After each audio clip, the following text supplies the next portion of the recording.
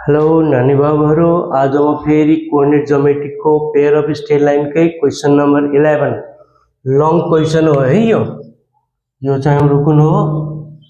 Long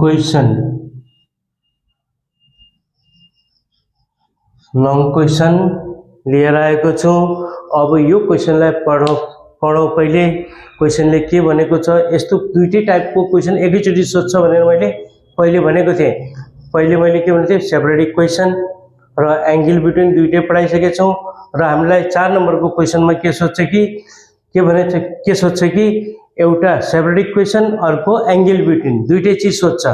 अब यसमा दुईटै चीज चाहिँ सोधेको छ यो क्वेसनमा। हेर त, find the equation of two lines represented by the equation 3x² minus 8xy minus 3y² equals to 0.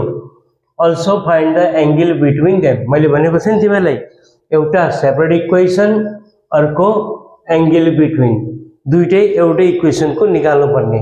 ल अब यसलाई कसरी बनाउने हेर्दै जाउँ है। Solution here the given lines 3x² minus 8xy minus 3y² equals to 0. अब हामी फैक्टराइजेशन गरौँ। 3 3 जा 9, 9 1 जा 9, 9 बाट 1 माइनस गर्दाखेरि 8,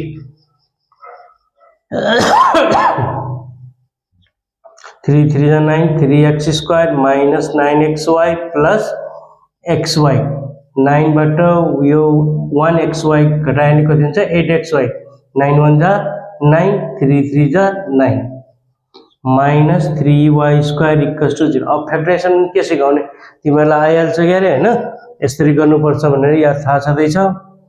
ल अब दुईटाको पेयर बनाएर कमन लिँदा 3x कमन, x माइनस 3 3 जा 9y plus y common, x minus 3y equals to 0। x minus 3y, 3x plus y equals to 0। Either x minus 3y equals to 0 or 3x plus y equals to 0. अब यो भयो separate equation. Therefore separate equations are x minus 3y equals to 0 and 3x plus y equals to 0। यो चाहिँ त भयो हाम्रो separate equation. अब हामी के गर्छौं, एंगल बिट्विन, फिर यहाँ लेख्ने छौं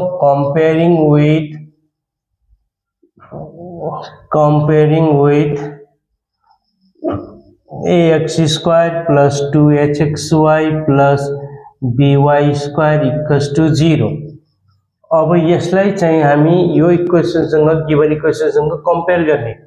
x² कम्पेयर भएपछि a को भ्यालु आयो 3, अनि यसमा xy कम्पेयर भएपछि 2h equals to -8, b equals to -3, h equals to 2 4 जा 8।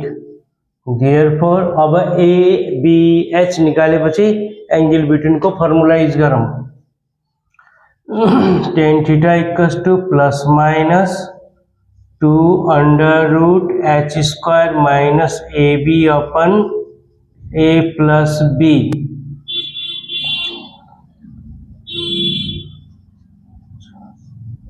टू अंडर रूट h भनेको -4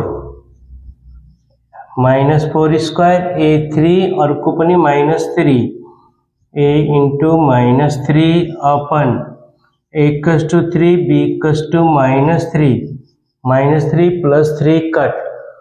अब हेर त, हामीले पढेको छौं समथिङ अपन 0 भनेको चाहिँ के हुन्छ, इन्फाइनाइट। के हुन्छ, इन्फाइनाइट हैन।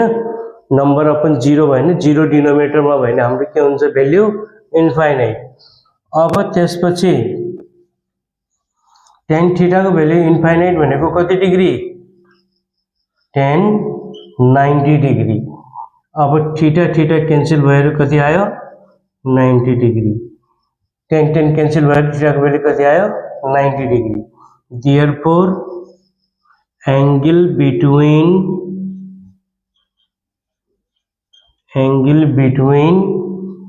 two lines is 90 degree. यो यसको एन्सर दिने तरिका पनि बुझ्नुपर्छ है। लेख्ने आएमा जे पाइ त्यही लेख्ने हुन्न, अलिकति भाषा पनि मिलाउनु पर्छ। ल्याङ्ग्वेज राम्रो नभए नै फेरि उसले पनि हेर्छ के लेखेको होला, यसले पुरै बुझेको छैन हैन, यस्तो भन्छ इक्जामिनरले। त्यसकारणले तिमीलाई म के भन्न चाहन्छु, जस्तो म ल्याङ्ग्वेज लेखाउँदै छु त्यस्तै ल्याङ्ग्वेज चाहिँ लेख्ने बानी बसाल्नु है बाबु।